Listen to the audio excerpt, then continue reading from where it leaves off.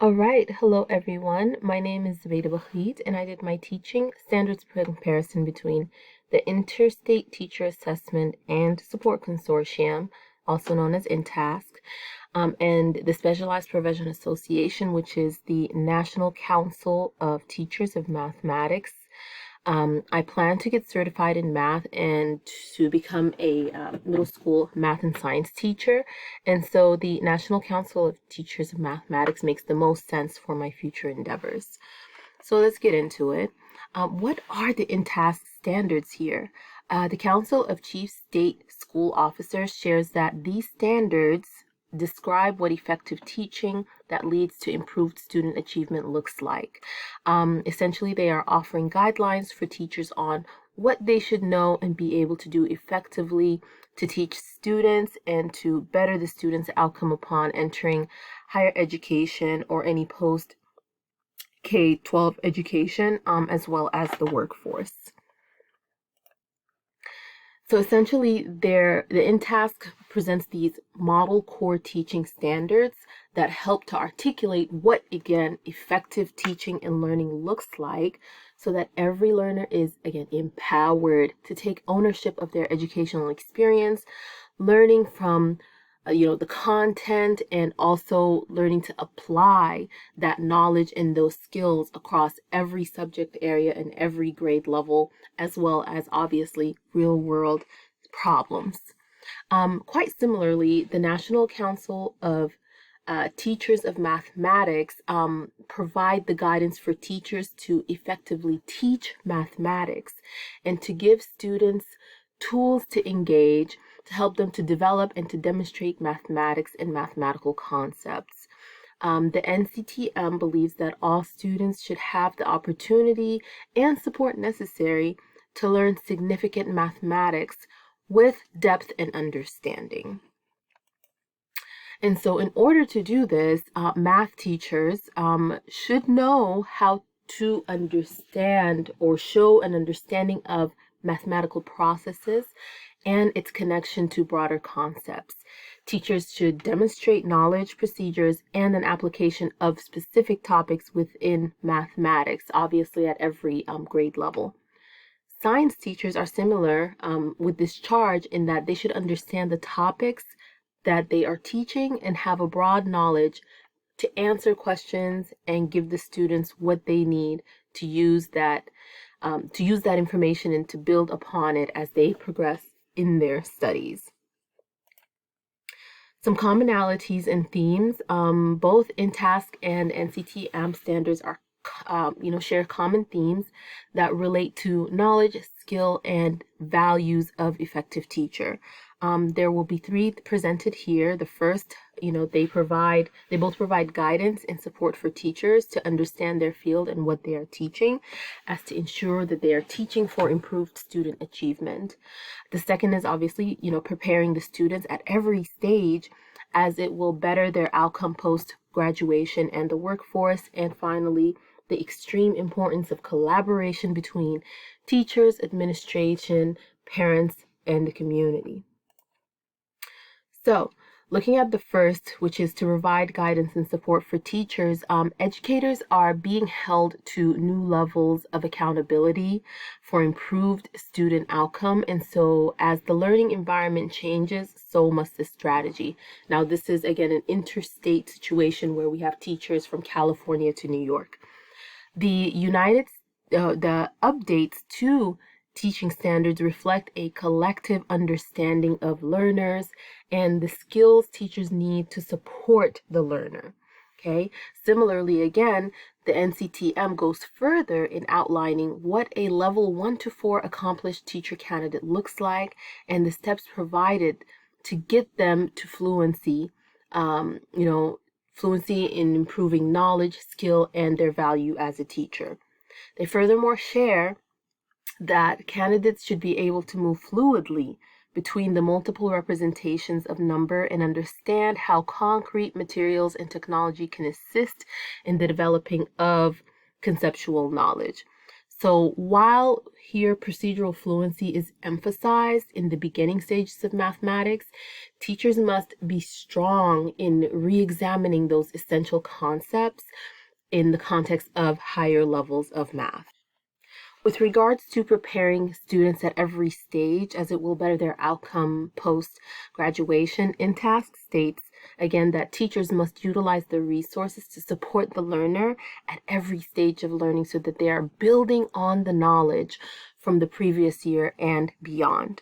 So most significantly, that means that the core teaching standards encompass an understanding of the learner, and that every student can and must achieve high standards applicable to solving real-world problems. InTASC again goes further in saying prepare, prepare, prepare. They take into account what teachers need to prepare, to engage students to achieve those success with respect to relevant college and university career ready standards. Many states have different standards. In California, we have ADG standards to enter the California university systems. So NCTM also has several publications that highlight and include essential mathematical concepts that students should gain fluency in order to be ready for college or university. Two that I've come across are the Catalyzing Change in High School Mathematics and the BCTM CAEP Mathematics Content for Secondary Education. And finally, the third thing is that, collaboration. Both standards stress collaboration, in that it's an extremely important between teachers, colleagues, administration, and parents. Learners, again, come from various backgrounds, cultures, and learning abilities. And so that increase in diversity in the students' learning means that teachers need proper skills to customize learning within the range of the individual learner differences. This means that the InTASC and NCTM standards highlight collaboration as very, very, very important for several reasons. Okay, so collaboration is advantageous for both the teacher and the learner, the experienced teacher and the new teacher, administration and the teacher and the family. And again, the commonality and the common piece here is the teacher. So that stress placed upon, higher levels of accountability, it just makes for a greater work environment all around, and the teacher is at the heart of that operation. Continued. So some examples of collaborations are subject matter cohorts. For example, if you are at a middle school or high school level, everyone who teaches math and science is sort of like the math department. Everyone who teaches ELA and history would be the other. But essentially, great collaborations work well again with subject matter, also grade level cohorts. So all of the 7th grade teachers getting together to work on curriculum and Common Core assessments. That will help us with the data-driven sort of lesson planning and beyond. Collaboration also helps to meet the diverse needs of the learner, correct? Building a shared vision of what they are giving the students, what the teachers are giving the students. Learning from other teachers and model effective teaching strategies. So some teachers who are maybe starting out may have a little bit of a harder time, and through collaboration, they will receive some of those best practices that more experienced teachers have had, and that will make their experience with their classroom a little bit easier. Collaboration is also essential so that we are able to advocate for the learner, by making recommendations for additional support throughout the year, such as tutorial and other community-based resources. Collaboration helps better students' learning experience and increases effectiveness of strategies being used. This is important because it creates faster avenues to resolve problems while fostering communication and understanding, all contributing again to a better atmosphere within the school. Students learn to articulate themselves in better ways, and most importantly, to openly ask questions to the teacher and to feel better, just about learning from each other. So, data-driven instructional decision making. Both standards discuss this data-driven decision making, articulating that although the education system treats assessment as a function that is separate from teaching, teachers are still expected to use the data to improve instruction and support for the learner's success. Okay, teachers should make decisions based on evidence and their knowledge of the content, and to give the students information that is based on fact.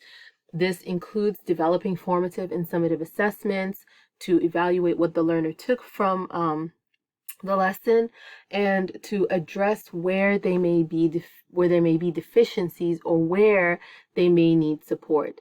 These assessments should align with the teaching standards and the Common Core standards. And again, this is a great point for collaboration.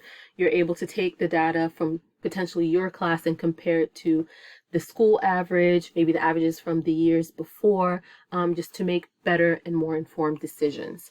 Additionally, the NCTM shares that in order to do this, teachers need to develop greater knowledge and skill in presenting information and assessing the students' progress. This will allow teachers to not only better adjust their instruction during the year and provide feedback to the learner, but also to document the learner's progress against the standards, as it will be used to inform, the next teacher. And so what are we doing all of this for? We all, in our own way, want to advance the teaching profession. And so teachers are expected to assume the responsibilities of improving practice and advancing the teaching profession. As we progress in our career as educators, it is expected that teachers will work to improve their skills, methodologies, strategies, and lessons to benefit current and future students. There are so many ways to do this through collaboration, professional development, and evaluation by your peers and also by administration. Also, working with others allows for a seamless flow of knowledge among other teachers who may be struggling or need extra help. This allows all teachers new to the profession or experienced to learn from each other's perspective. Teachers should simultaneously seek to improve themselves through ongoing professional development during the school year, and also individually advance their education through higher education and or credentialing. And so through the Council of Chief State School Officers, the Interstate Teacher Assessment and Support Consortium offers model core teaching standards that outline what teachers should do to ensure that every K-12 student reaches college preparedness in today's workforce. As similarly, the National Council of Teachers of Mathematics provides specific support and guidelines for the teachers to improve their knowledge of the subject matter as to best support their students. Teachers should continuously, or both standards stress that teachers should continuously seek to improve themselves through ongoing professional development during the school year, and also to individually advance their education through higher education and or credentialing. And finally, both standards stress the collaboration amongst teachers, parents, and administrators as an essential apparatus to learner-student success. Thank you very much and have a wonderful day.